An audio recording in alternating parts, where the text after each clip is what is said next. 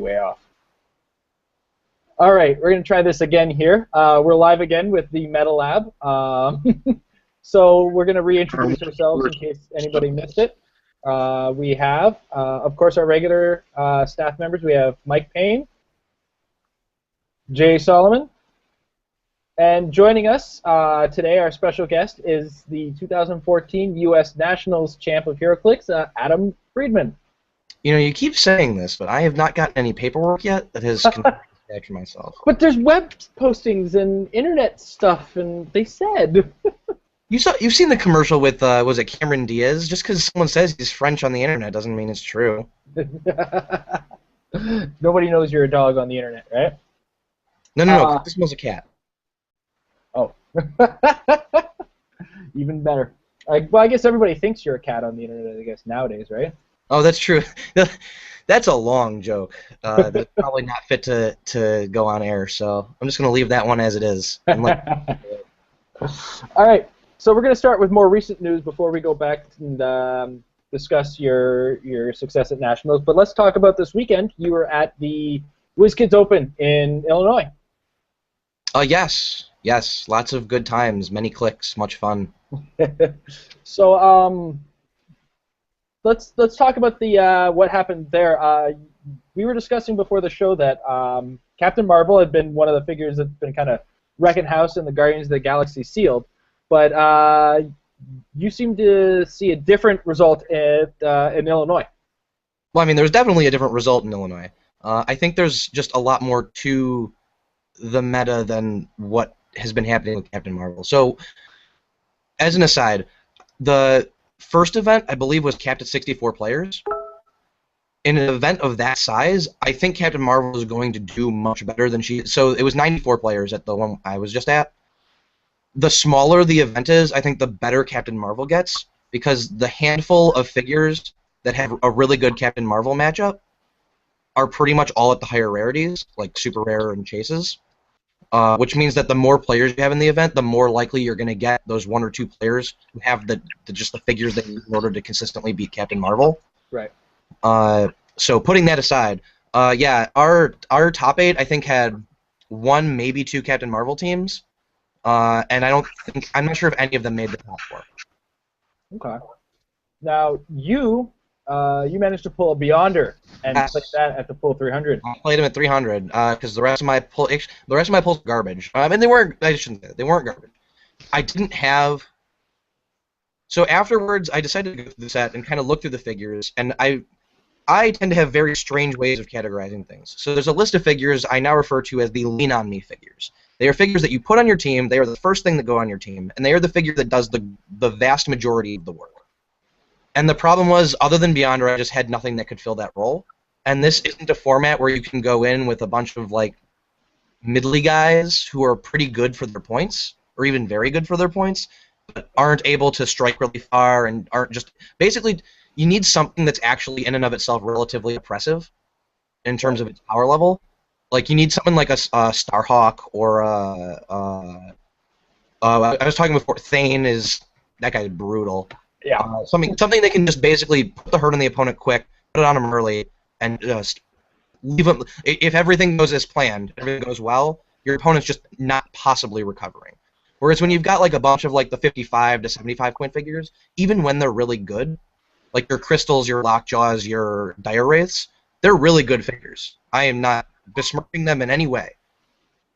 But they don't have that same kind of just 4 damage Psychic Blast followed by like 3 hypersonic clicks that Starhawk does. Yeah. Where Starhawk can just hit you and then hit you and hit you and just put the game so far out of your reach it's just not even close. So you really, in this format, you really need something like that.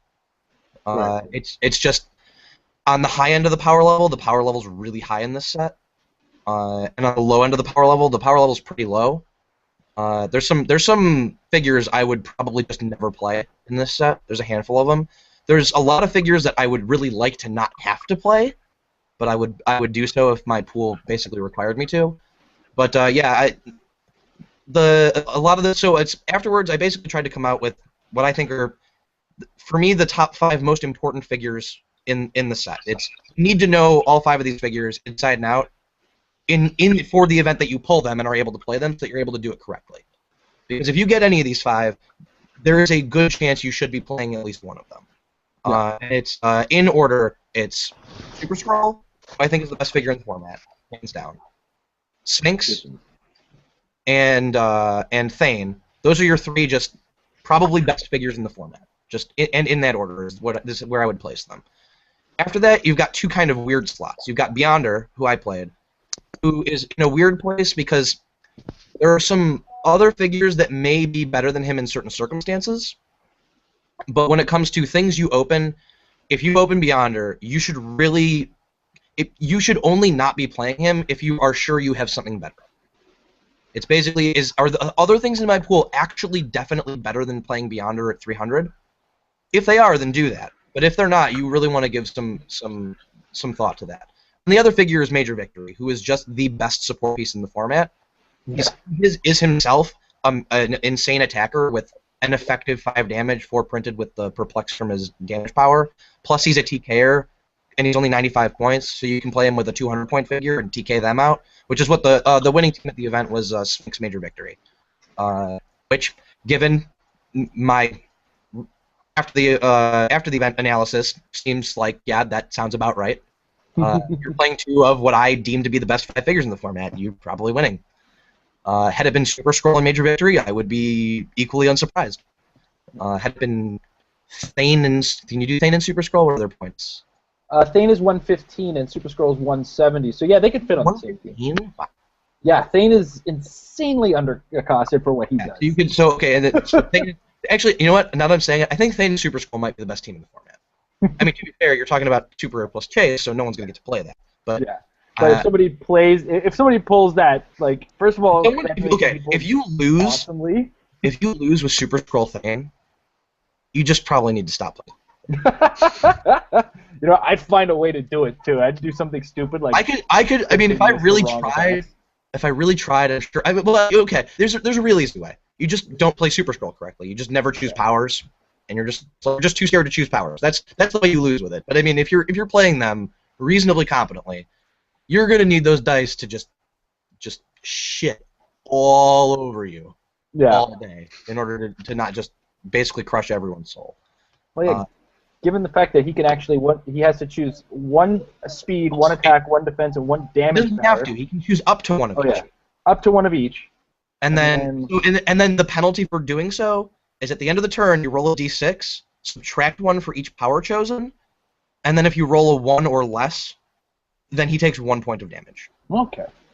Because, that's a completely reasonable trade-off. 1 point of damage for getting to choose 4 powers for the turn. Yeah. I'm going to take that all day.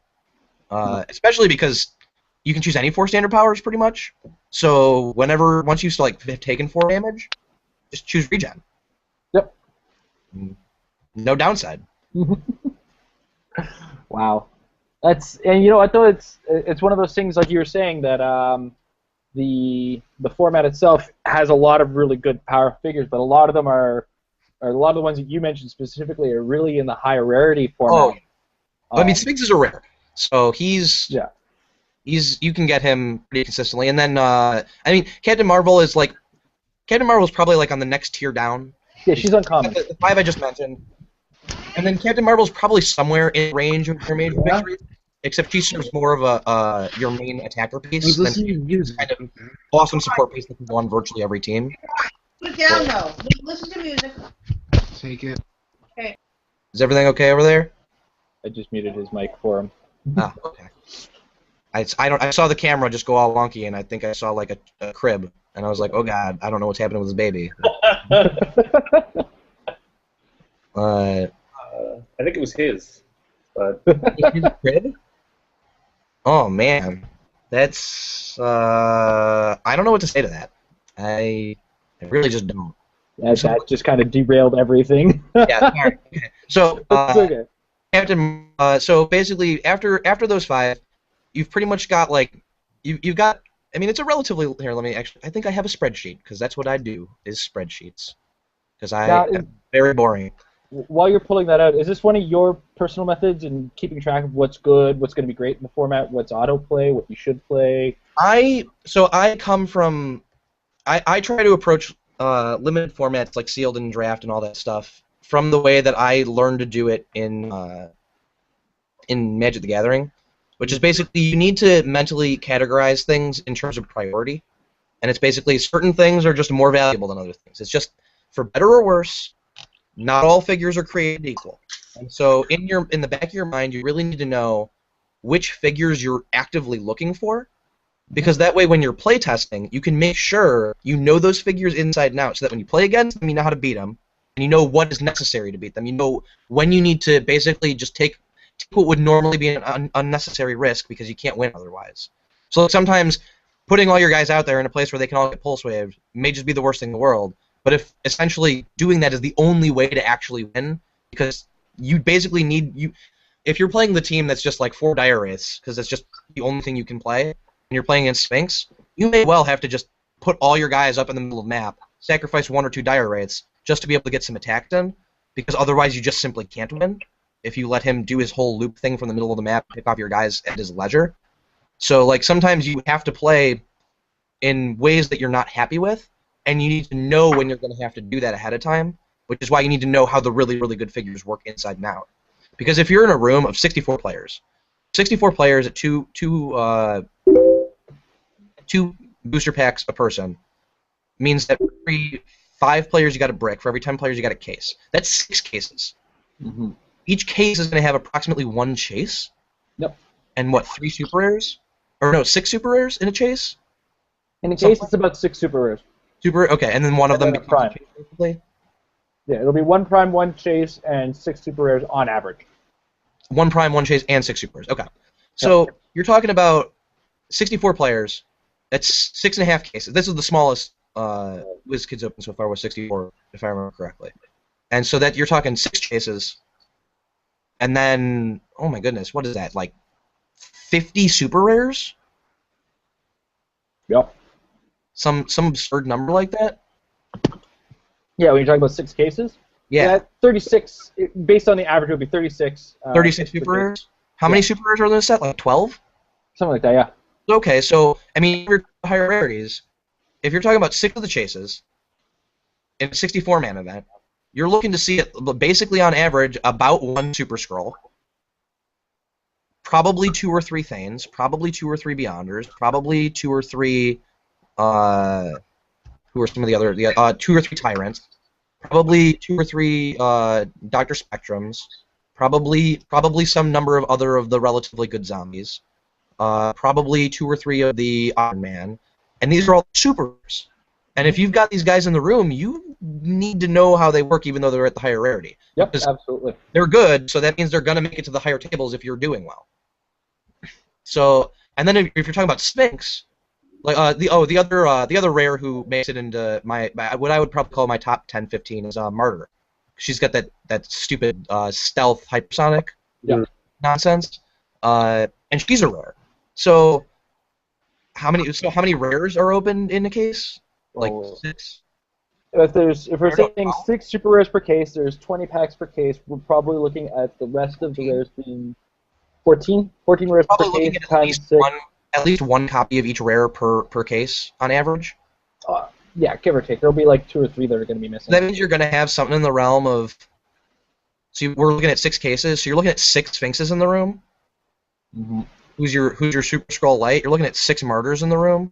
You're looking at. I mean, that is a scary thought for me. I mean, in the abstract, that you're having to deal with a huge number of insanely strong figures, and that's just at the higher rarities. Yeah. And then at common uncommon, you got Starhawk, Captain Marvel, and then you've got the common Prime, who's the most common of the primes.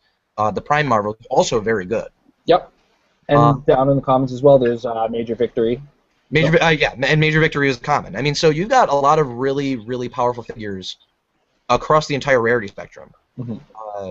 And then even outside of just kind of the figures, so I was going back to how to categorize them. So the lean enemy figures in Magic, these would be what I would refer to as the bombs. These are the things that you open them, and you need to have a very good reason not to be playing them. Right. And the very good reason could be you open a Major Victory who's a bomb, but basically the only team you have that's reasonably viable is 300-point Thanos. Yeah. If that just happens to be what you open, then you're just not playing him. Fine, that's understandable. If you open it up and there's just nothing you can really put Major Victory with that makes him great, but you opened Collector, who's like 235, who's not the greatest thing in the format, but he can certainly just take games away from people out of nowhere. Yeah. With the weird capture thing, like he's one of those weird figures where he's not objectively great, but if you get reasonably lucky, he just runs people over. Yeah. And some people will try that.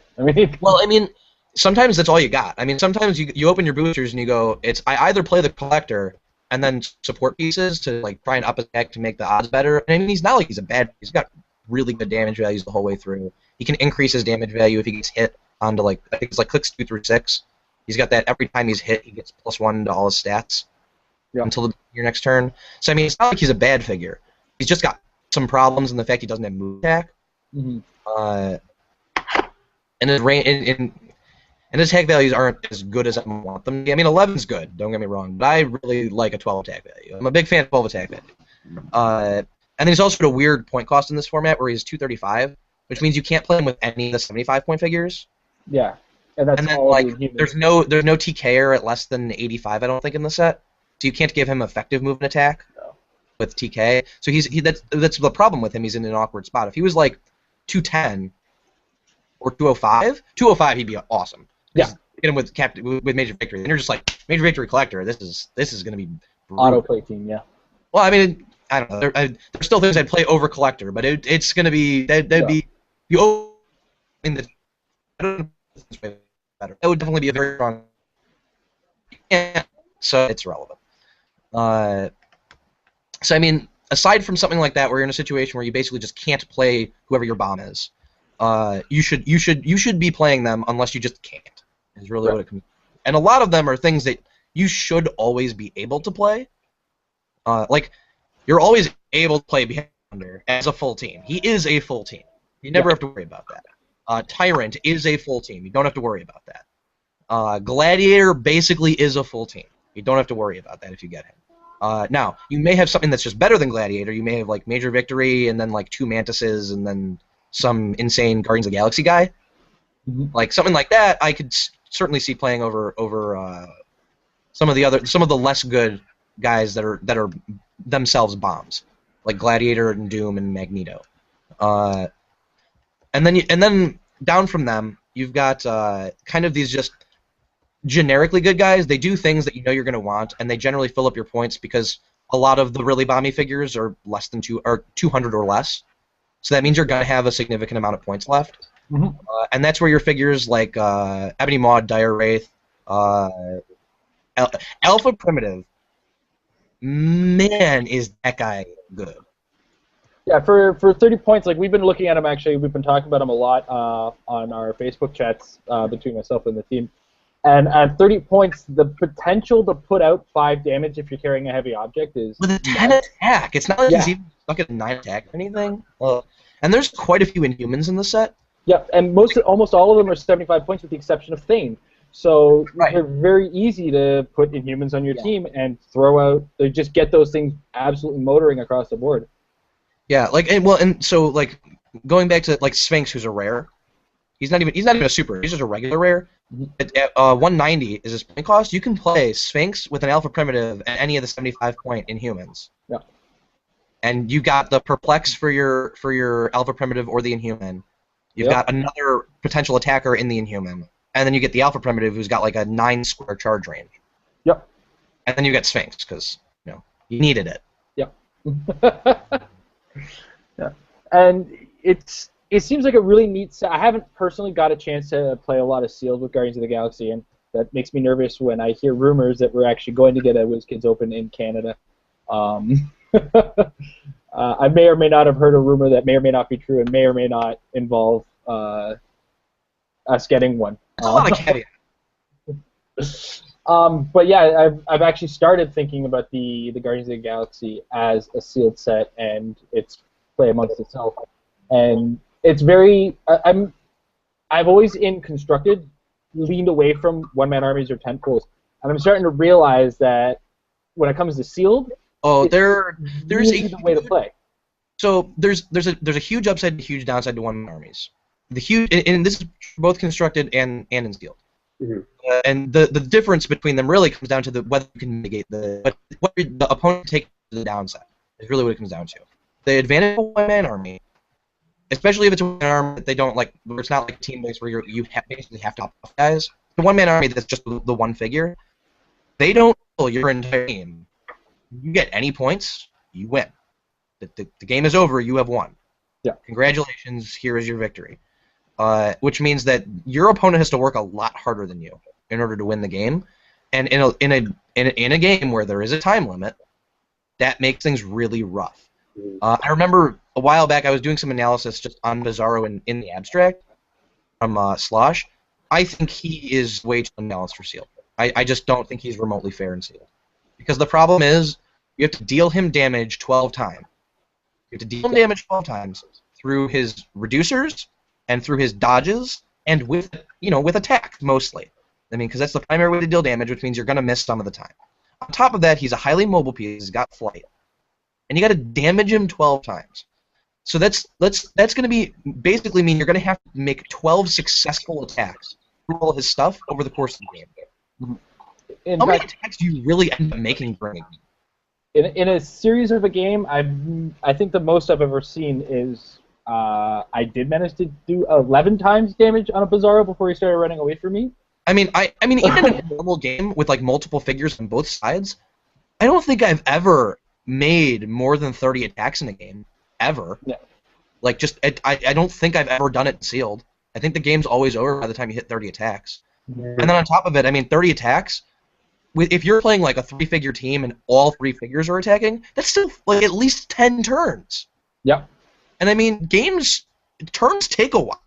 And you only got 50 minutes. If your turns are averaging even just 3 or 4 minutes apiece, and you need 10 of them, that's the entire clock right there on your turns. Even if Bizarro is the fastest player ever, and he managed to take 10 turns in less than 10 minutes, you're talking about you yourself having to make the 30 attacks, or the 10 turns worth of attacks, as just eating up the entire clock at 3 minutes a turn, which is not a ton of time, especially if you need to be positioning because you're playing against a mobile figure. And so the same holds true against things like Tyrant and Beyonder, where if the clock is not on your side because you have to take out every single point of their clicks, or they got ways to essentially mitigate the damage and if they can make attacks, nullify attacks, it makes your life that much more miserable.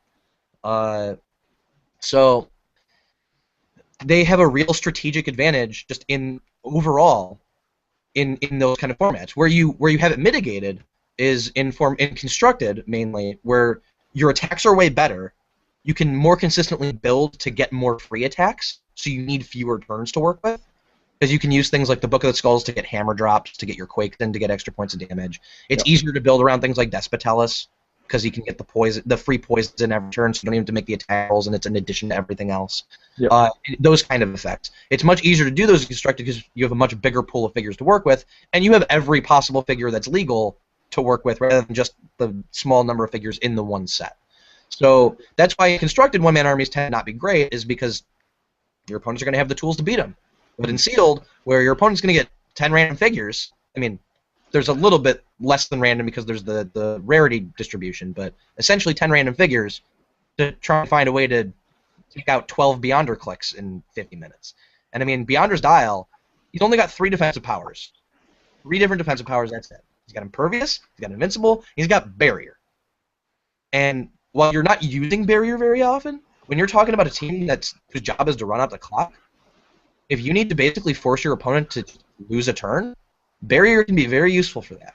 Yep. And on top of it, he's got a suite of Hypersonic, Charge, and Running Shot. And I think he's always got one of the 3. I don't think there's ever a click he's not on one of them. I think one of them has Mind Control. Mind Control, yeah, he's got Mind Control on the first and last click. That's the exception. That's right, because I knew he had 4 powers there. Yeah, go ahead. But so you're talking about a figure that's got mobility because of that. Although he does have some problems because he doesn't fly. If he flew, I certainly wouldn't the game top 8. That would have been infinitely easier if he flew. I have no doubts about that. But I don't know how I would have done against the Sphinx team, because the Sphinx team. Oh, so the final 2 at the Chicago was Beyonder 300 versus Sphinx and Major Victory. Funnily enough, the guy who came in second opened his packs like 1 seat away from me. We were literally sitting diagonally from each other, and I opened Beyonder, and I was like, oh, well, I know that this is a fine thing to resort to if I have to. And then I opened the rest of the packs, and I was like, yep, garbage. And then he opened, and he was like, oh, Beyonder. And I was like, I just looked at it, and I was like, I have a feeling we're both going to be playing Beyonder here. I just have this distinct feeling. And I'm slightly annoyed, though, because the guy to my left opened Tyrant, and I really wanted to play with Tyrant, because that guy, I played with Beyonder a few times, so I knew how he worked. And I feel like Tyrant is one of those figures that's just so oppressive. There's a lot of weird matchups where if you get slightly unlucky with Beyonder, you can just die. Like if you roll onto your barrier click first against something like against something like Captain Marvel, really, because the barrier clicks I think are all like 17. His really low defenses. Yeah. If you roll onto your 17 defense barrier click as your first one, Captain Marvel can actually put the hurt on you pretty bad there. But if you roll into your impervious clicks with like 18 defense, or you roll an invincible with 19, then Captain Marvel's just laugh at him. You're just like, ha ha ha, you don't do anything. But if you land on the barrier click, he can just 7 you, and then you're like, wow, I got 5 tokens left. That's no good. Whereas if you're Tyrant, you're like, you're not hitting me, Captain Marvel. I have 19 invincible, potentially super invincible with a prop control. Like, no, just bad Captain Marvel. You don't get to do that. Yeah. So I definitely wanted Tyrant, and the guy to my left opened him and didn't play him. I was like, oh, you're kidding. That would hurt me too, because honestly, I've looked at a couple figures, and Tyrant is on the top of my list to play sealed for sure. I played with him in sealed and won. I mean, he's really good. He's really great as an OMA for sure. I can't believe he didn't play him. Yeah, he played. He opted for Major Victory group. It's like, oh, okay, if I didn't have a Tyrant in my pool, I wouldn't be terribly upset that was my team. Yeah. But knowing that there was a Tyrant in my pool and I played this instead, that's one of those things where, I mean, and I find the hardest thing for me is just like I can look at a player and go, why didn't you do that? But I've said it before in my show is stylistically sometimes some people just can't manage certain teams. I don't disagree with that statement. Yeah. But for me, that tends to really reflect playtesting more than anything else. Is you simply haven't playtested enough. And if that's the case, then I mean, if you're not playtesting more, then I feel that in a lot of ways you really just aren't expecting to win. And so when you go and lose, you shouldn't. I mean, it should be a non-concern to you because you didn't put in the effort up front to make sure you gave yourself the best options available. Because that's one of the things is if you're going to go into these events, it's a sealed event. It's not like you get to bring the team you want to play. You're going to get stuck playing something you probably didn't want to. God knows, even though Beyonder's on my list of figures that I ranked near the top, he was not a figure I wanted to be playing. The figure I usually ended up having to play because I really had no other plausible options. If I had my choice, I would have been playing Sphinx or Thane or Super Scroll or some combination of them if possible. Mm. But I didn't open those, so that's no longer an option for me. And so I was rather glad that I playtested with Beyonder and knew roughly how he worked, and was able to take advantage of that fact. Because when you got to make the best of bad situations, you better have the skills necessary to be able to play whatever strategy your sealed packs give you. Mm-hmm. So. Just kind of want to tail end the WizKids Open because right now I want to move into your Nationals tournament. I'm sure a lot of people want to hear about that. But before we move on to that, would you say placement-wise, were you top 8, top 16? For what? For the WKO. Oh, I know I was top 8. I just don't know if I'm pretty confident I wasn't 8th. I don't know if I was 5th. I think it was 5th or 6th.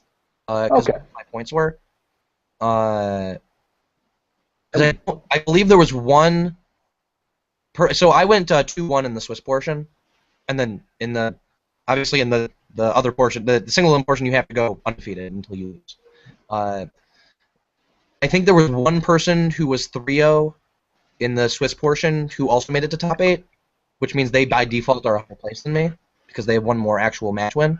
Right. But I think I had the highest points of all the 2-1s who made it into top 8. So that would put me in 6th, but I could be wrong on that because I didn't see all the sheets. But I know I had I think I had 1,200 points going into my 5th or 6th match of the day because it was three Swiss. Yeah, so it would be top 8 would have been the 3rd match of the single LM, So that so I think I had 1,200 going into top 8 of total points. So that's a fairly high point count when you're talking about a 300-point event. Yeah. I think I had 2 matches where I didn't get I had 2 matches where I didn't take out the entire opposing team. So I'm pretty confident. I'm pretty confident I'm in 6th or 7th. I might be in 5th. I don't remember if any of the 3-0s were up in top 8 that didn't make top 4. Okay.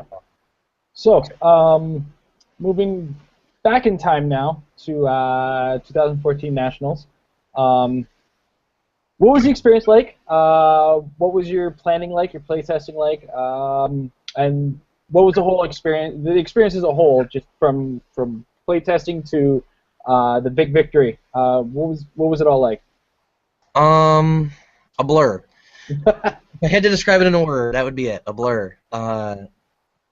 So leading up to it, basically, I really only got back into Heroclix. So I originally started playing. I'm not sure if it was Infinity Challenge or Hyper Time, but it was sometime around then, because they were not that far off apart from each other. Yeah, they were months apart. I learned to play back then, and I played on and off till probably around Ultimates, and I played pretty consistently until Mutant Mayhem, or not Mutant Mayhem, Mutations and Monsters. And then basically after Mutations and Monsters, I was like, well, actually, really, on one hand, I was just really annoyed with the figure design, because I was just like, special powers are gonna be the end of this game, because I just saw them doing too many things that I just didn't think the game could handle at the time. I just didn't think it had basically the rules infrastructure to make it work, because of just the kind of, like, the first set of Avengers, the kind of powers they were doing, I was like, these are reasonable, these are okay, these aren't things that are like terribly wonky. And then some of I don't remember which ones they were. There were some Mutations and Monsters. I was just like, okay, you have jumped the shark now. This is some of these abilities are really out there. If I was to say one stood out from that set specifically, it would probably be Danger, where Danger, I think, was that version of Danger limited your opponent's ability to probability control or something like that. And I think the one that really confused me was, I think there was like a Pog or something, or a guy who could like outwit, but he did it in a super weird way with a power action, but you didn't give him a power action to outwit. He had to take some other power action, and then he gained outwit. And it was Amadeus Cho? I think that's him, yeah. Oh. And it was just, I understand that it's an outwit power, and outwit's pretty straightforward, but man, is the activation on that unnecessarily confusing. And it's just, yeah, it's seeing the templating here. It's when Amadeus Cho is given a power action, he can use outwit.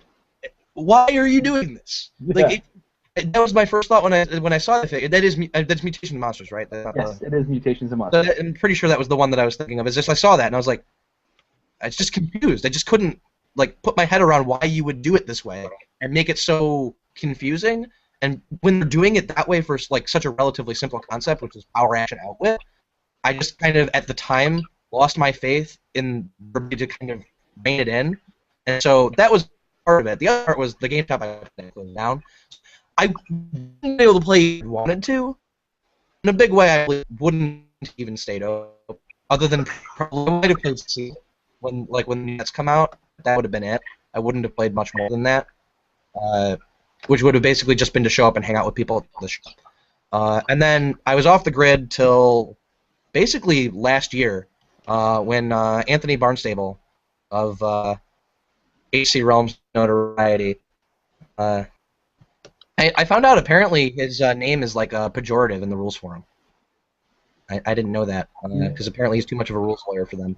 But he got me back in the game at around Teen Titans, and I have to say, for all the concerns I had back with Amadeus Cho, I love the Teen Titans set because, quite frankly, I'm a power gamer and I love degenerate stuff.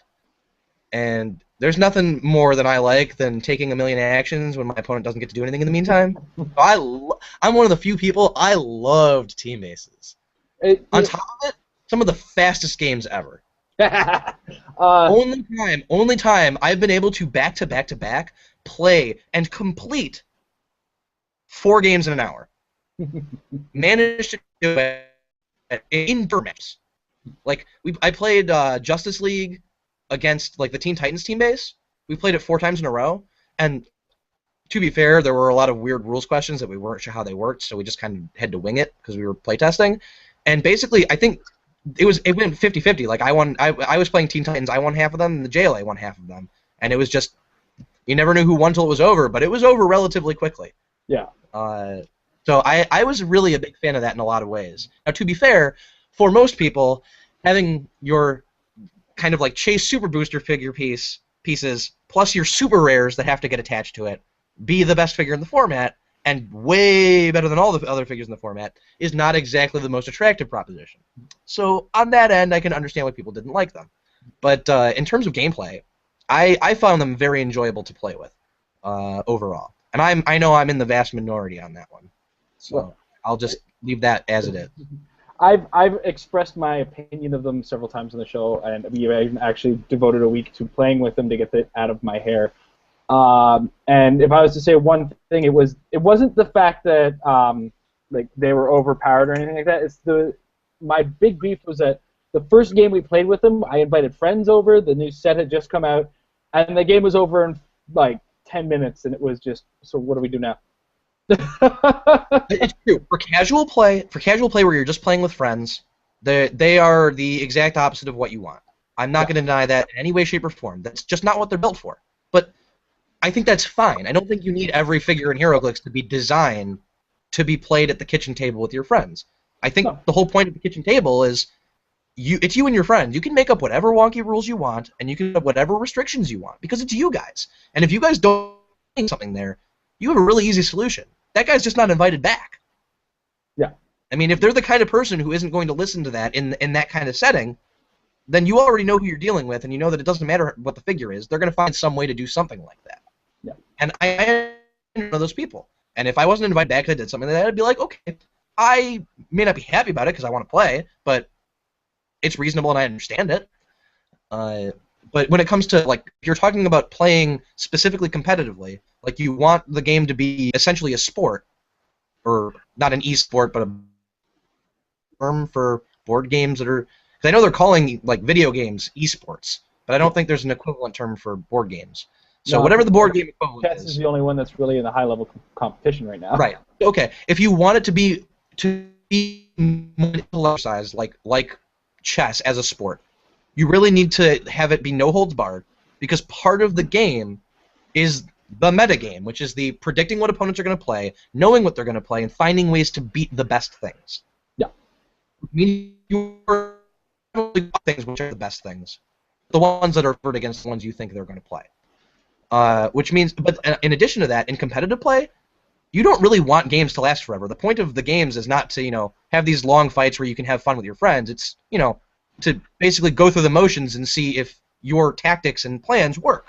Yep. And so having faster games where you can get that feedback faster is really nice in that kind of an instance. And for tournaments, I personally think it's great for tournaments overall, because that is the only way you're actually going to finish a tournament early. Because one of the things that always happens is rounds go to time. And when rounds go to time, that means you're going to go overtime for the round. When you go overtime for the round, the tournament goes later than it's supposed to. And the staff doesn't like that. The judges presumably don't like it. And the TOs usually don't like it, at least for other games. I don't know about Heroclix specifically. I have been proven wrong on many occasions with this game and its community. It is not the same as any other community I've ever interacted with for any other game.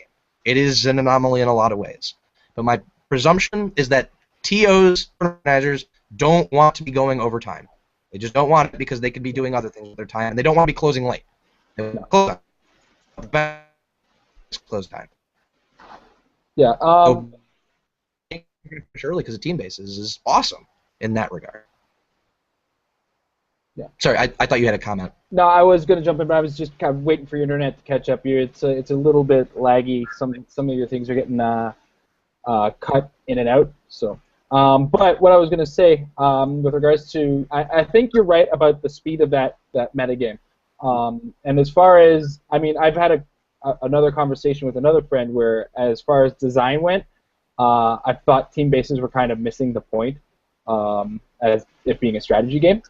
And being built around building a team itself, right? Like, don't get me wrong, the pacing of them, making the game fast, I don't disagree with you on that. No tournament organizer wants to be sitting there until 11 o'clock trying to wrap up the tournament because it's taking too long. But that said, as far as a design perspective and a balance perspective, they were I don't know. I feel like they were oversight or just rushed out.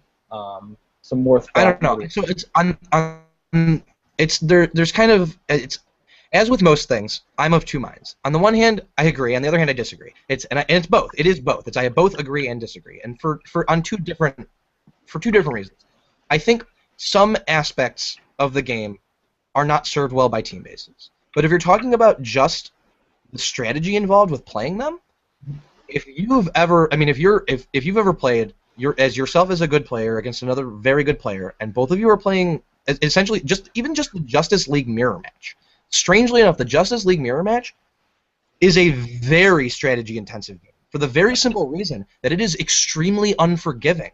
And because it's unforgiving, literally every square of placement as a tactical decision can make or break your game. Yeah. Which in a lot of ways really does it ups the stakes. And upping the stakes really does force you to put your strategy brain in as high of gear as you can get it. Now, it does mean that there are a lot of strategies that can't work. It does eliminate certain strategies from the game in the abstract. There are strategies in a team-based world where they're taking 3 actions a turn and are getting +7 to map roll and can pop off all 3 guys and can heal the guys if they need to. You're just not going to. There are entire avenues of strategy that you could build for that are just entirely lost. And that's true.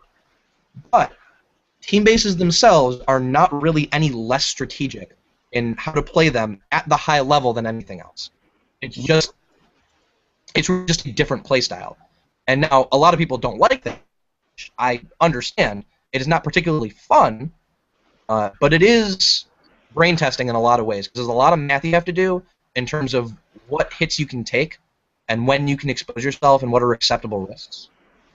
And then knowing how much you're going to take, knowing which clicks you'll end up on, and then knowing what powers you'll have, what you'll be able to use, and then what the chances of you rolling onto specific asset dials, when to spin your asset dial, which figures to pop off, when to pop them off, what actions you're going to take with them, where you're going to position them. There are a lot of strategic decisions that need to be made when playing a team base. You're making pulling your opponent over.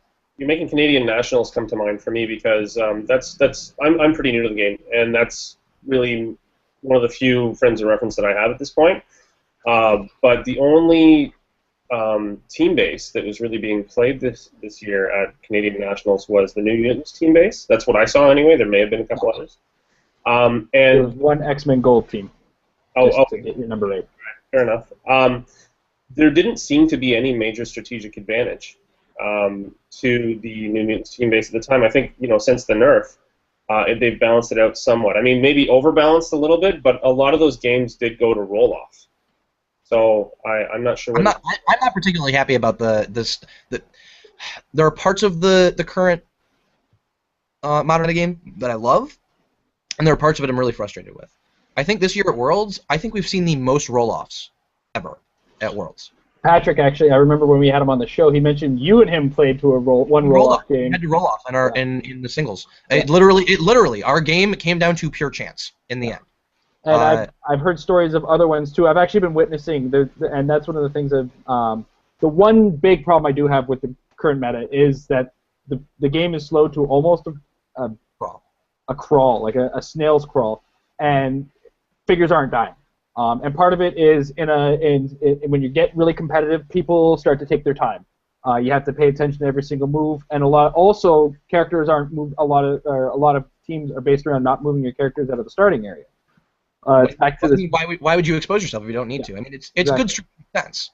Yeah. The other side of that is there's a lot more choosing now that there's entities as well, right? Just another layer of choosing. Yes, there's a lot of choices you have to make every turn. I mean, even as far back as Nationals, that was kind of a problem that I ran into. So the team I won with was Lydia Maller, White Witch, the Gravity Feed Batgirl, Split Lip, 3 Pogs, and then full Book of the Skulls. And one of the problems I ran into, just as a logistical matter, is, oh my dear lord, do I have to make so many choices each turn? I don't think I had a turn in that entire event, even when I was playing my fastest. Outside of the handful of turns that were just like pick, I already knew it was basically just passing. That was essentially all that was happening in the turn, and I could just rattle off all the things I was choosing really quick, where nothing had to be decided. I think those turns still took about 40 seconds. Mhm. Like essentially to stay pass took 40 seconds because of all the things I had to say before I could say pass in order to not just lose a bunch of powers.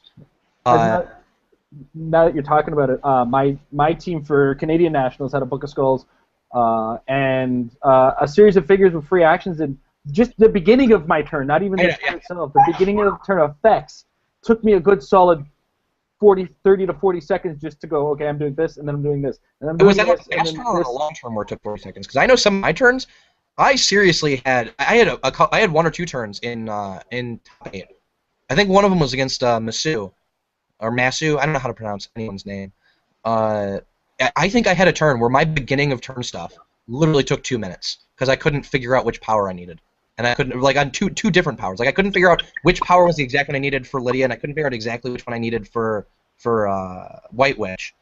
And then on top of that, like I had to figure out which hammer I was going to drop because none of them were just an obvious pick, and there were advantages and disadvantages to each of them, and I knew I was going to do a hammer drop. And I also wasn't sure if I wanted to drop it on Lydia or I wanted to drop it on White Witch, because they both had, there was a reason to drop it on either one of them. So it's just like, just even deciding these things, and there's like 15 choices, and some of those choices are going to take 20, 30 seconds to pick, and all of a sudden I've eaten up 2 minutes and I haven't even taken an actual action yet.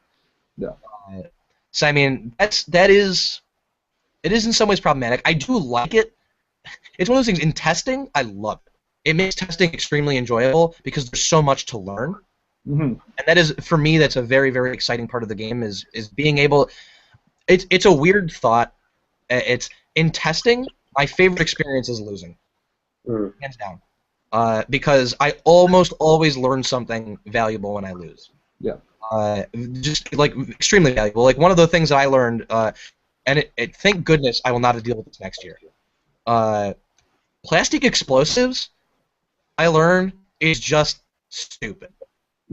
Yes. The only word I have, it's just functionally one of the most unintuitive things ever, and then on top of it, it's just too good.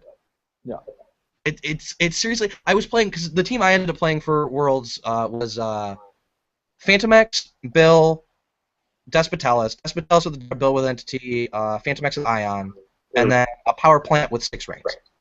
And in one of my testing matches, I tested against Bullseye M10 Iron Man with entities, which I think it was I specifically was testing against the Mexican champion build, because it had the utility belt on Bullseye, and basically there was a turn where just like I won map roll and I chose a map, and now that I know how plastic explosive works, I shouldn't have chosen, which was the OA.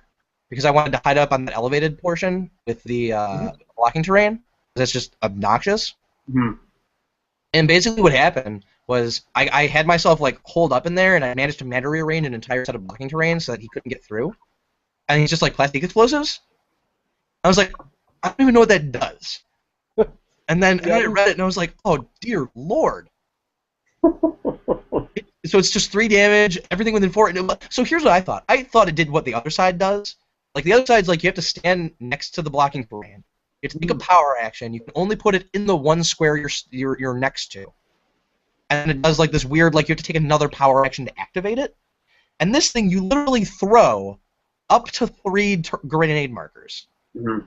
And then everything within 4 of any of them gets hit for 3 damage, and you blow up all the walls. And on top of it, you don't have to place them on existing blocking terrain. So you can put them on a barrier?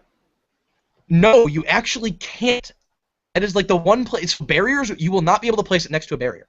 Okay. Because you have to place them next to printed blocking terrain. Okay. So if the walls get blown up by the plastic explosives, you can put them in the debris. Okay. There's no walls left because it's printed blocking. Right, it's printed blocking, and the destroyed terrain is not printed. Right, it's a marker. Oh, Jesus. Yeah. So it's just like it doesn't like my brain explode when I realized that. And then on top of it, it works really weirdly with barrier meta rearranger, because if you're in a if it's printed clear, but you've barriered all around, it doesn't do anything. You can't even place the terrain markers next to those. Right. Not printed blocking or a wall. It's just it's so unintuitive that I couldn't understand how it worked, and I couldn't play around it because of that. And then on top of it, because it's not a character dealing damage, it gets around all sorts of weird stuff. So, for instance, it is a resource that deals damage to M10 Iron Man.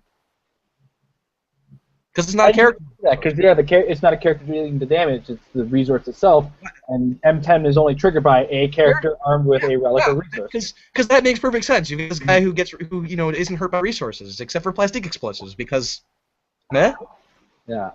I'm not gonna lie, that plastic explosives, like a lot of con exclusive belt items, I didn't even take into consideration in testing because I haven't been in near any of them. Oh. And yeah.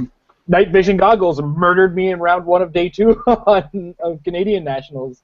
So. Because I play mostly competitively, I make it a point to basically build the teams I want to play, test with them on paper, even if I don't have the actual figures, just write out the dials and just play with them that way and just have like little trinkets to represent them.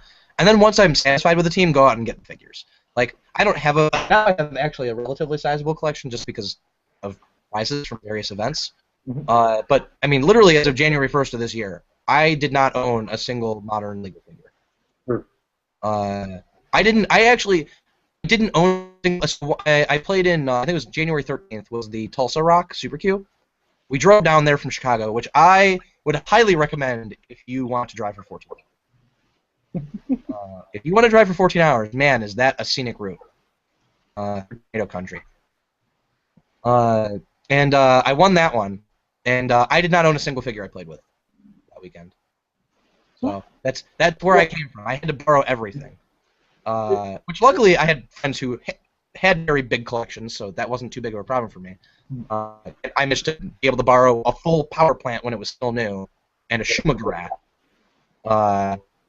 who was not cheap at the time because he's still very new, or relatively new anyway. So I mean, I managed to borrow some relatively pricey figures at the time in order to play and win. But I mean, I didn't know anything. And then on top of it, for Nationals, I played a team with 2 entities, a book, rare chase, and I think I owned the chase. No. I might have borrowed the chase. I'm not even sure if I owned it yet. Yeah, I know I own. I did hear rumblings of the guy that traded you the Ophidian managed to get it to you, or I think it was the Parallax. Parallax traded. Sorry, yeah. Yeah, John and Schultz literally won me Nationals in a way. So I didn't trade for it. It was Anthony, who I was talking about before. He's the guy I've been borrowing most figures, so he's a very big collection. And basically, he literally traded for Parallax for me to play, and I was very thankful that he did that. And because he could have played the team. He would have had all the figures necessary, and he played it instead. And he played basically what was my second choice, which was the team he ended up playing, which was like I think it was Moleman, Bizarro 25 as Guardian Troll, Lydia Maller, and then the Electro Zombie with a power plant. Would have been my second choice for that event.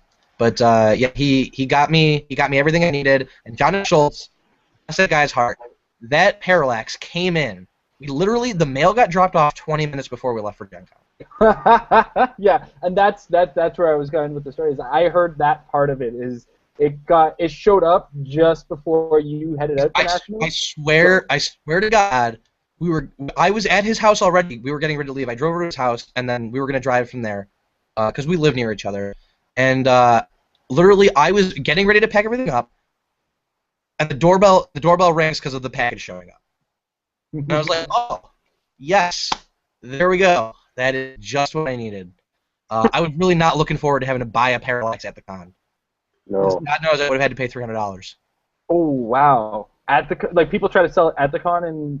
Oh yeah! If I was wow! at the con and I had an extra Parallax for sale, I'd be scalping. I'd be scalping like. Well, I'm not gonna use the expletive I'd use, but I'd be scalping.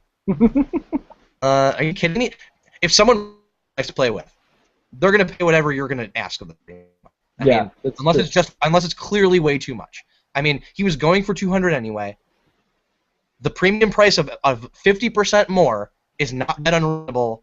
You're getting him for the con to play. You need him to play. You're getting him at the con. That is your premium. Is 50% extra is not that bad, all things considered. I know for other games like Magic the Gathering, sometimes you'll have a premium of 2-3%. There are times you'll have a $20 card because you're getting it at the event, $60 that day. Yeah. Actually, now that I've been thinking about it, there was a versus system tournament, 10K, where I showed up at the tournament. I was down 2 copies of a card, and it was a $50 card at the time, and it was like $80 at the event, and I was like, well, this is for money. Let's see if I can't get it. It's exactly. I mean, and I think that's probably a fine attitude to have about it. I mean, it's kind of on one hand, if I was in that position, I'd be like, well, okay, it's really my own fault for not getting it earlier. That's the price. That's the price I pay for the convenience of getting it at the con or getting it at the event. Is whatever the exorbitant additional is. That's the price. That's the convenience price. It's my convenience tax that I'm having to pay because I'm getting it there. And 50% of whatever it is added on is not really that unreasonable. No, it's not. It's not a terrible add-on. It's the pre-con change in price that could make that even worse because just before Gen Con, I think it was 2 weeks before Gen Con started, Iron Pharaoh went from averaging $34 to $45 up to $94 the 2 weeks prior to Gen Con. It's a funny story you should mention that. I'm telling you, the only reason chases the STs are still expensive right now is because I didn't win Worlds. I'm convinced. Because I noticed a very strange phenomenon. I played in Nationals, and won Nationals with the two entities, the two most expensive entities at the time. Mm-hmm. And a chase from Slosh. The entities dropped in price. The chase from Slosh dropped in price from where they were at. Parallax went from being 200 to being about 150, 125. Ophidian went from being about 150 to about 100. Lydia went from being about 70 to about 20. In like a week after Nationals. After one of them at Nationals. Right. But wins some random super queue with Iron Pharaoh, he shoots up in a week to be $90. Mm-hmm. So you can blame the prices of any figure he plays with. Yeah. Well, I think part of it is he because he runs a store, he's actually kind of setting this small secondary market. Everybody's like, he won with it. What's he charging for it now? But yeah, I wanna question something that you did. It's going to be one of those things where I suck at the game because I'm not a world champ or national champ. So I have to ask a question. I still suck at the game, and I am a national champ. So you're in good company here. I'm of a thorough belief that it's a weird thing. I don't think there are actually great Heroclix players. I think there are just less bad Heroclix players. And I think I've barely managed to creep up into that camp. I think someday in the future we will see truly great Heroclix players. Pat may be one of them, actually. He's had a consistent year. You can't argue with that, right? He is a very good player. There's nothing that can be said about it. I think if I had to pick a top 3 of the players who are known, I would say the 3 players who are the closest to being the first of what I would call this game's true pro players, in the sense that they play at a professional level, do so very well, and do so very consistently. It would be Pat Yapoko, Jake Williams, and strangely enough, Scott Lovelady. Scott has been consistently. I've seen his name show up a lot, and I swear he's been consistently piloting that M10 Iron Man. This year, that's what everywhere. He's been playing. But he is a good player. I mean, he was the second place at Nationals. I beat in the finals. I think he came in. I can't remember. He came in. I think he came 6th or 7th, right above me at Worlds this year. Yeah. I think his team came in 3rd or 4th for Team Worlds. I think he won 2 Rock Super Qs. And I played against him. I think he's a very good player. I've said it before, and I will say it again. He is my #1 draft pick for hero player who does not yet have a championship title, who will someday have one. I have no doubt in my mind he will get one. It's just a matter of when. Yeah, he's a name that shows up. Team, and the dice rolls are going to go his favor, and he's going to have himself a national or world championship. I'm certain. I swear I've seen his name almost as much as I've seen Patricia's name in a lot of top 8. So if I was going to add a name to that list, Patricia would be the next one that adds a name to that list. I don't know. I've only played one game against Patricia, and I have to say, if I had to pick between the two of them, I think Scott Lovelady is definitely a better player than Patricia, at least based on the one game I played against her. She is definitely a good player. I think Scott Lovelady may very well be a great player. And what'll be funny is when I have the two of them at any point on my show, they're going to turn to me and say, I'm not that good. Because one of the things that I've noticed about the Heroclix players who are good is they're all humble about it. They're all like, nah, I'm not that good. Stop it, stop it. You have a world championship. I think the only one that actually considers themselves good, or I could say is confident in their ability, has got to be Jake Williams. He's a guy who's really confident in how good he is at Heroclix. So here's the thing. Maybe it's because I come from the Gathering, and if you, for me at least, and from my experience, if you take the cream of the crop, world champion class Magic the Gathering, and then compare them to like the next run down on the pro circuit of Magic the Gathering, the world champions make the pro circuit. These are people who arguably make a living playing the game. They make them look like chumps. And the pro players make good players look like chumps. Yeah. In Heroclix, I don't really feel that there are players who are at that level of they make good players look like chumps. I think the only three people off the top of my head that I think are close to there, if not already there, are Pat, Jake, and Scott. I think they're the only ones who are on the cusp, if not already there. I'm getting feedback. Is anyone else getting that? I'm getting it too. I think I'm hearing you twice. It could be just your microphone, or your speaker hitting the microphone. Well, I'm getting feedback from you too.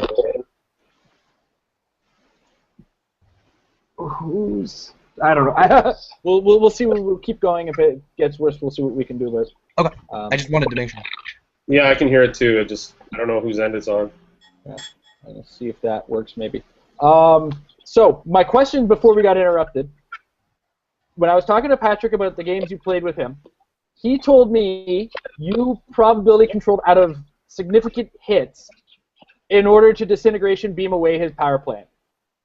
Now, this is what probably separates you from me in the fact that I haven't gone. It was probably actually a tactically poor decision in some ways, so...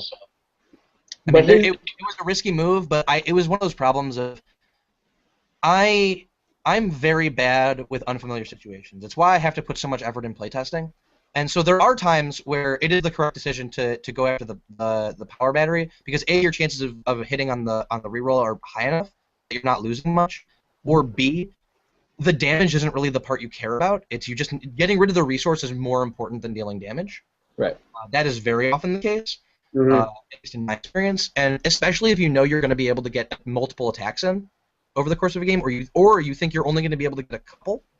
Like if you're on either extreme, or you know you're going to get a bunch of them, you might as well go for it so that you get rid of it as soon as possible. And if you know you're only going to get like 2 or 3 attacks in the game, your early attacks, you're very incentivized to do that because if you do that, you put yourself at a huge advantage for the follow-up attack. Right. For instance, I managed to disintegrate it right then. I probably would have won that game because I wouldn't have been limited on free actions anymore, which would have helped me out severely. And then I would have actually just been able to catch up to him and then kill him. So I mean, it was kind of a big risk, big reward type of situation. The other thing is the odds in the disintegration are not that bad. It's a 1 in 6 chance of it going off. Yeah, because it's a 10, 11, or 12, and then I think I did the math with Amber one day where the numbers on it are really reasonable in order to pull off. It's a 1 in 36 plus a 2 in 36 plus a 3 in 36, which is 6 out of 36 is 1 in 6. So it's a 1 in 6 chance. If you've got 2, 3 rerolls, you can get with 3 attempts. I remember doing the math. You've got something like a 48% chance. Yeah. That is not bad odds of melting a resource. Yeah, and in some cases, a lot of it, especially with resources the way they are right now, and the fact that they're not like the Gauntlet where they're just making one character great. They're making a whole team great. Yeah. It's kind of important to get rid of them now because they're causing a wall between you and a whole bunch of figures that are giving you nightmares. Well, and with the power battery, it's even worse because it is a character that gets to act, and then on top of that, if it's the green one, it's interacting with you. Yeah. Stopping you from doing stuff. So I mean, it's not like it's worse. Better. It's doing everything. It's your guy. My own guys are better. It's acting. It's giving me extra additional actions in the form of either supports or perplexes or outwits or prod controls, and then your whole team is getting hit as well. So I mean, getting rid of that. I mean, if you get rid of it, you get a huge advantage in that way. I definitely think that the disintegration beam is a very I wouldn't say it's a meta piece so much as it is in a very good spot to be played right now because the value of melting resources is so high. Mm-hmm. It's been one of those things I've considered is with resources for that decision is do you play with them or do you play against them? And there's no real when you're playing against them, you're kind of relying on them as well because the best way to get rid of them on the market right now or in the game is the disintegration beam.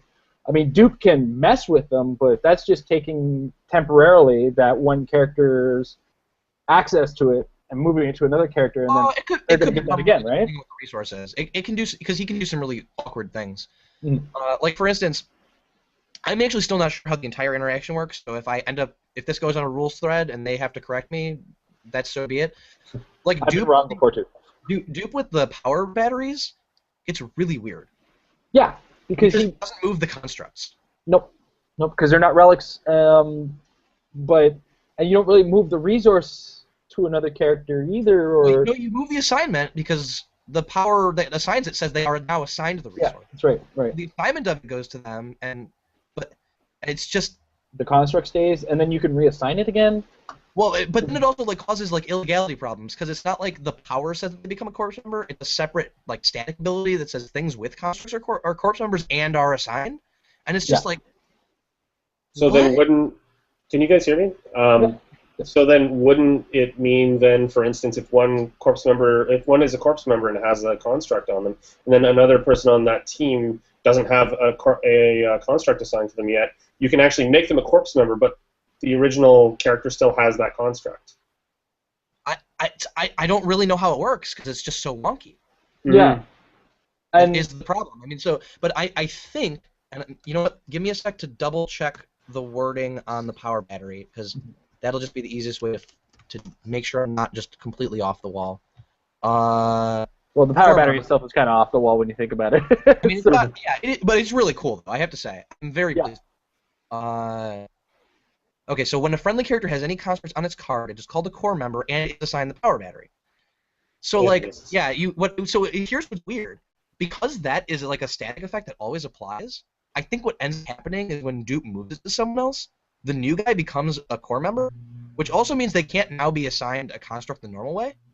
Because you can only assign it, I think, to someone who isn't a core member. Right. Because it's not based on whether they have a construct, I think it's based on whether they're a core member. Or whether they're a core member. So you can end up with someone who's a core member who doesn't have a construct, and then on top of it, the original guy, I think, ends up still being a core member.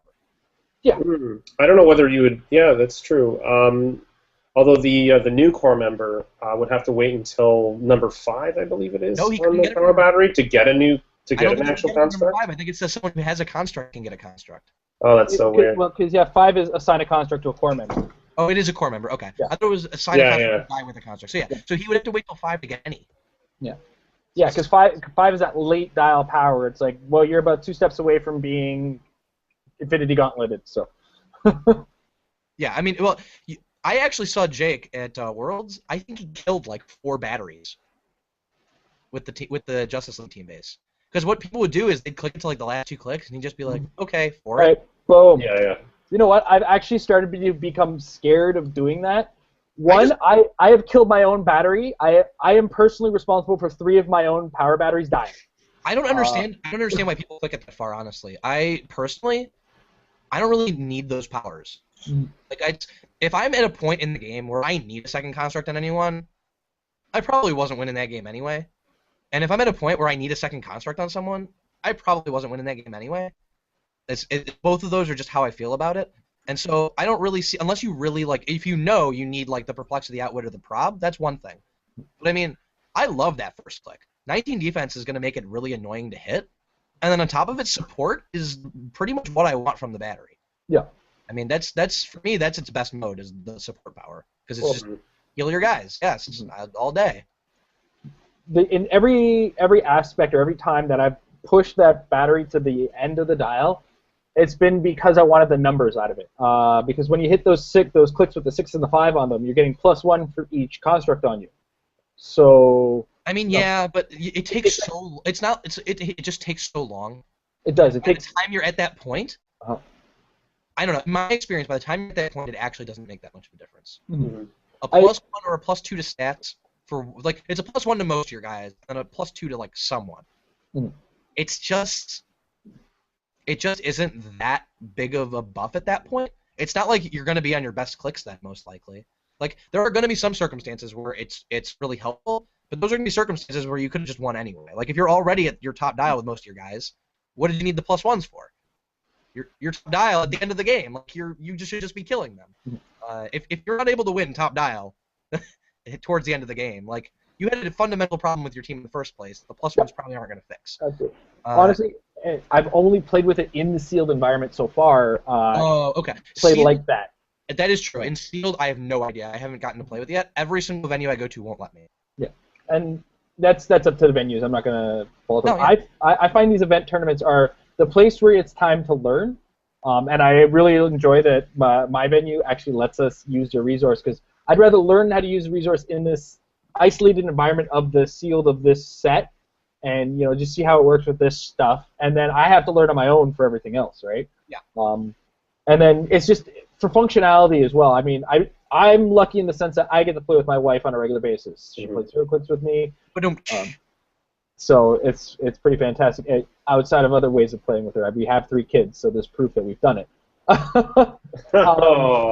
All that said, now the fact that these resources come out and they're really wordy right now, if you don't get the chance to really practice with them, I've really enjoyed the fact that my venue's been like, okay, we have this, you're getting this for this event, play with it in this event. So I've got kind of a good idea of where these things have been working. Yeah, I've had a lot of opportunity to play with the green resource in sealed as well, and it's a lot of fun. The thing I consistently forget about though is the emotional spectrum power. Just the free action stuff. Just the first thing that goes out the window when I'm playing with a complex team.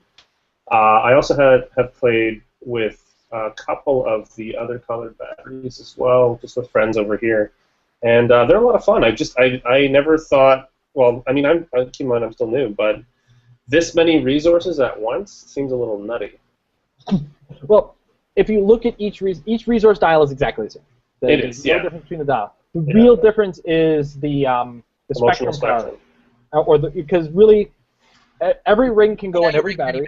You can put all any construct on any battery. So the only difference is the spectrum power. Yeah. That's right. Yeah. And now that they're all out, it makes understandable strategic sense to bring a fully colored battery. Because when they were first new, there was only the white, the black, and the green for a couple tournaments, and it didn't make a great deal of sense to go, all right, well, there's no way of just saying, unless you're doing specifically white, black, or specifically green, you weren't going to be playing the emotional spectrum. So, like, you wanted the sapphire ring on something because it gave you mystics and shape change. Now's the time to just throw it on the green battery. Now that the sapphire battery is out, it's more beneficial to just add that emotional spectrum power and just make sure all your constructs match up. Yeah, I mean, there's no downside. I mean, well, okay, there is one small downside. There's a couple constructs that you don't get in every color. I think each of the non-green colors is missing 2 constructs or something like that. I thought each of them had 12 available. I thought each of them had like I think they're all missing the shield. I know they're all missing the shield. Yeah, only green has a shield. And I believe each of them has one like random construct that it doesn't have available. Yeah, it's true. Yeah. Like I don't know which one is in which, but I think it's like orange doesn't get the sniper rifle, or orange doesn't get like. It gets the. I'm trying to remember which one. I don't know which one's which. I just know that. It's just a matter of like which one they don't have, and I know green has what you get in the packs and what you get from the Warlike tournaments themselves, and I think the green is missing the spotlight, stop sign, sniper rifle, bulldozer, and the bulldozer. Yeah. So they're missing 4 of them. Enough, though, we do there. I don't know if we know for a fact, or if it's just kind of a rumor confirmation. Supposedly, the green ones do. Well, actually, we know they exist because they displayed them at Origins. Mm. They were there. They had all of them in green. Okay, so they're hiding them for something. The physical models exist. Right. But we don't know how to get them. Okay. In theory, green gets everything. In theory, but wherever those 4 are going, we don't know what it is. They haven't been shown at the World Kids Open, right? Because it's not. Is it month 6 already? Month 6 is next month. November is. They don't have nurse either yet. And I actually just did my month 5 this weekend, and Is I that got my is that the nurse. scissors or the boxing? Month 5 is Nurse and Kyle Rayner. Scissors was last month with Jade. Kyle's pretty good. Wait, Yeah. this one's nurse? Yeah. Yeah, Kyle What's Rayner the- comes with Nurse. What's What's month that? 6? Month 6 is the boxing glove with Baz. Oh, okay, I had that reversed. I thought nurse was month 6. Yeah, a lot of people seem to, and I got to double check the because it could be just WizKid's website might have been out of order on that one, because everybody seemed under the impression that Kyle Rayner was month 6, and I was like, are you sure? Because he got leaked early, so we all saw the stats pretty early, and then when people started saying, hey, that's the month 6 prize, like, how did that guy get that? And then I got my Kyle this week, so. I probably should actually do one of those because I don't have the nurse yet. Well, the nurse, if you don't care about it being green, the nurse comes with every single other. I mean, I have a black-white pack, but I mean, I do care about having the assortment of colors. That way, if I want to play it, I can get the bonus. I mean, I do care about color in the sense that if I'm gonna be playing, if I don't care about which constructs are on there, or if which constructs I need, and I can get them in whatever color I want, then I want to be able to choose my emotional. Well, of course, yeah. That's a clear choice. Yeah, because we've now got our full collection of the batteries. We've actually done a couple episodes of our show, Amber talking about the rules of them and me talking about meta strategy with them, and how the Indigo one kind of. I'm calling it now.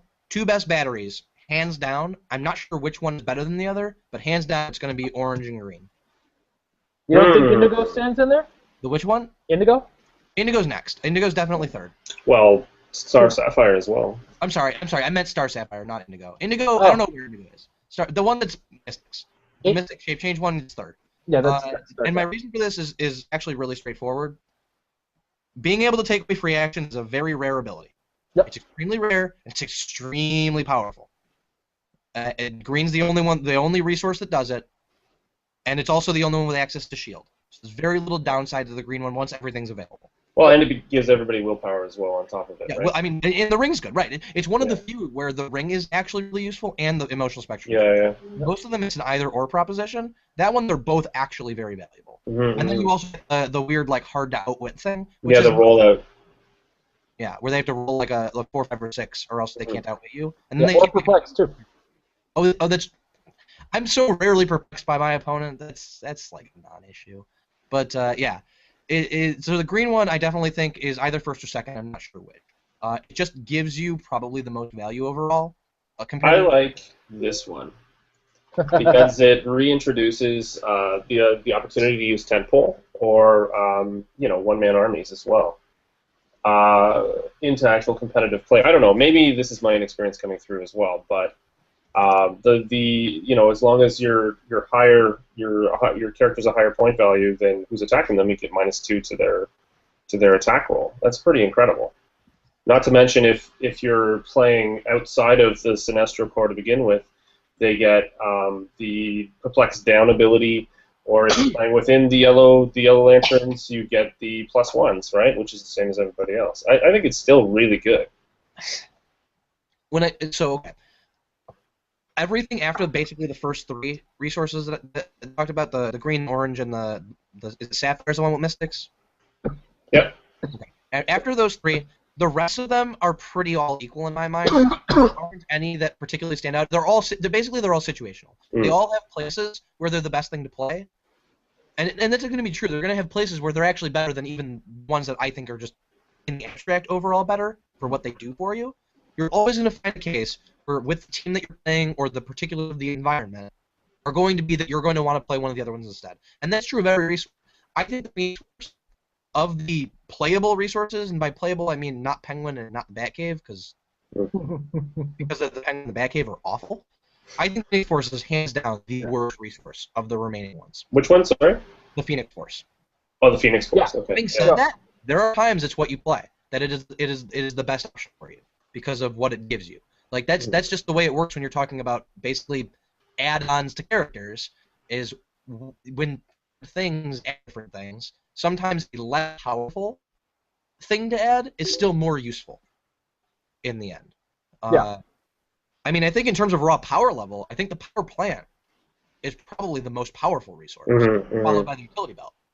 But you don't always play the power plant. You don't always play the utility belt. simply because sometimes that's just not what you need.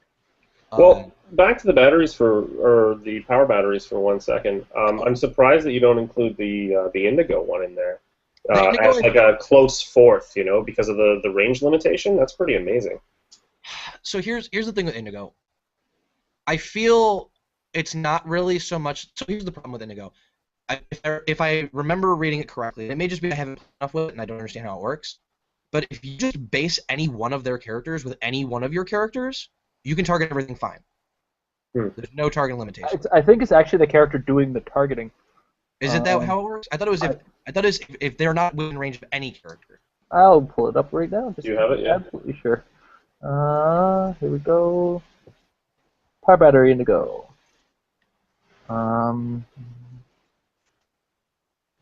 Opposing characters that aren't within 4 squares of a friendly character or adjacent to the power battery can't draw lines of fire to friendly core members. Okay. So if the character themselves can't draw a line of fire outside of so then that means the way it works is if you're within 4 of any core member, you can target all of them. Yeah, with that character. With that character. It doesn't nullify it for everybody. Got it. Okay. Yeah. I don't know. I'll have to see it in practice and see someone. Okay. I think it may be good, but I don't know what team you want to play it on right now. I think that's where I'm going to stick with that one. I think it may end up being as good as the other 3. It won't be as good as the other 3 for a very simple reason. It's going to be very team dependent. Whereas the other 3 are just good. They're just always good. Yeah, they are really good. The orange one, though, I've played with the orange one. And upside, downside, the emotional spectrum ability is a power action. So it does take up that for the actual resource itself. So either it'll cause a push damage to move it along to another click, or you'll have to have cleared in the previous. So it limits the actual actions that the power battery can do. So if you're going to be somebody who uses the power battery regularly to actually use those abilities, the starburst abilities, it limits that. So you have to have already established a team with constructs on them and actually made them into core members already before you can really use that. It is an amazing ability. I used it actually with Larfleeze, and Larfleeze's trait on top of that makes it incredible because so we were playing Lantern on Lantern on Lantern, and anybody with a construct or a ring on them gets -1 to their stats through Larfleeze. And then you're limiting, so you do the power action, you're limiting running shot, for instance. It's great in combination, but it still limits its functionality because it is a power action. I'm going to say it has a very specific function that is the sole reason I think the only reason I think it might be better than the green one. If it wasn't for this, I don't think it would. I don't think it would actually be. I think green would be hands down the best resource, the best of the power bands. And you can choose combat abilities. What that means? Team abilities. If you have flight, you can choose the combat ability improved movement, and your opponent's characters cannot use any form of improved movement. Right. That's insane. Mm-hmm. So no matter what they have, no matter what power abilities they have, and that includes even if they get it through phasing, they can't use phasing now. They can't use leap climb. They can't use flight properly. They don't get the bonus from colossal stamina or giant size or giant whatever it is. Some walk over characters and stuff. They can still target. Weird symbol is that lets them auto break away or whatever, or that makes them walk through characters and ignore them for movement. They lose that. There's all sorts of weird things that happen when you, and it just makes people's lives miserable. Yeah. If you do it. Well, it's been one of those things I've been struggling with. And there's a lot of characters that improve movement naturally. So you're gonna have a lot of characters you can just plop a thing on, and then for the rest of the plop it on turn 1. For the rest of the game, your opponent's not walking through terrain properly. Yeah. My battery's gonna take. Yeah, as long as they have that. Take more than 20 turns this game anyway. So that's not really too much of a problem. That it's taking the colossal stamina damage. And then on the other end, you can give the orange one spotlight, which gives improved targeting hindering, and then you take away all improved targeting from your opponent. So all those problems you had with bullseyes and Iron Pharaoh gets really awkward when he can't shoot over everything. When he can't shoot himself because he can't use improved targeting, that's pretty sweet. That makes him a lot worse. when he can't do that. Yep. Right there. It's one of those It's things just where I was looking at that you're mentioning all these things. Along with the improved targeting, I believe team abilities are listed as one of those things that you can stop the use of. Yeah. So small characters with Power Cosmic, like Dupe, can immediately say, "Hey, Power Cosmic, not on you."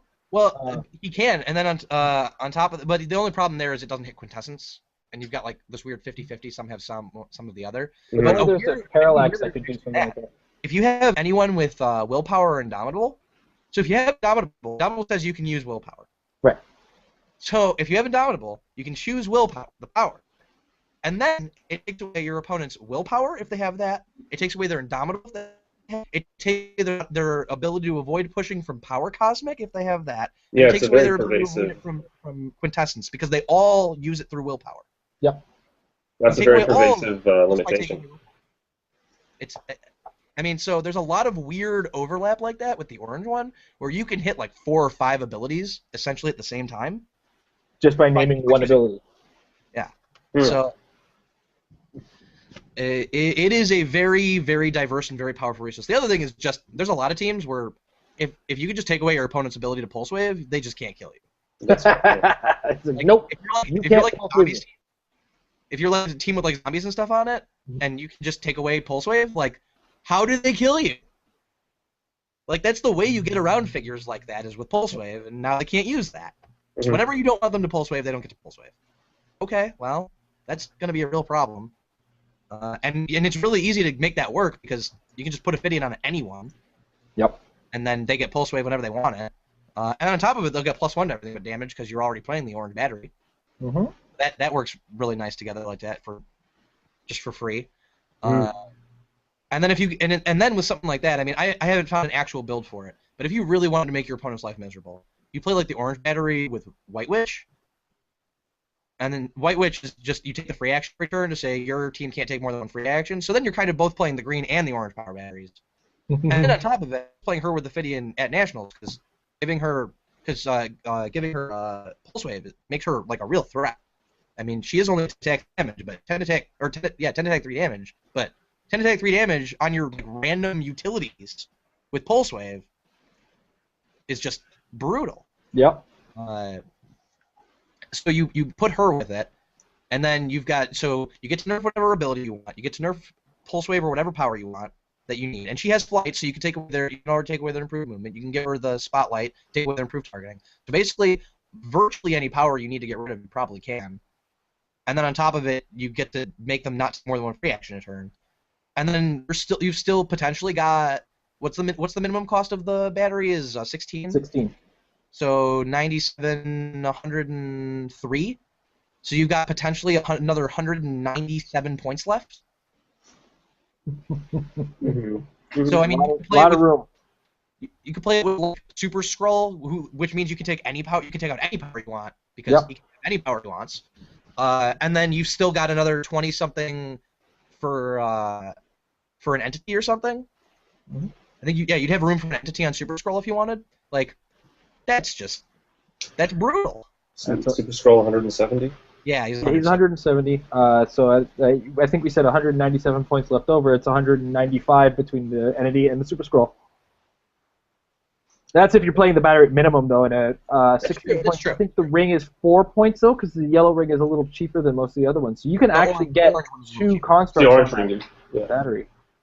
Yeah. So I think it's end up with you need to find 10 points to attach in order to get to the minimum.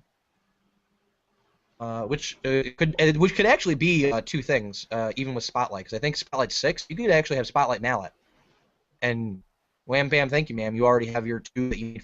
Yeah, the rotation, because you need the rotation for half of the abilities of the battery, on top of the emotional spectrum. Minimum 2, right?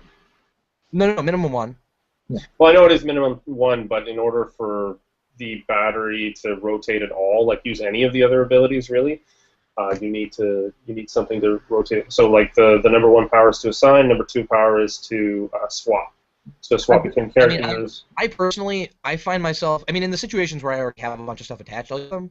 But I find myself, like, if I'm building the team, I don't really care too much about those abilities. Those are incidental value. Like, if I can get value out of them, I'll take it. But I'm not going to go out of my way to try and make sure I get value out of them, because at the end of the day, it's chances of you rolling, like, your random slots that you have left over for the one that, like, gives everyone something isn't that great, and then you still don't know which one is going to be till the turn of.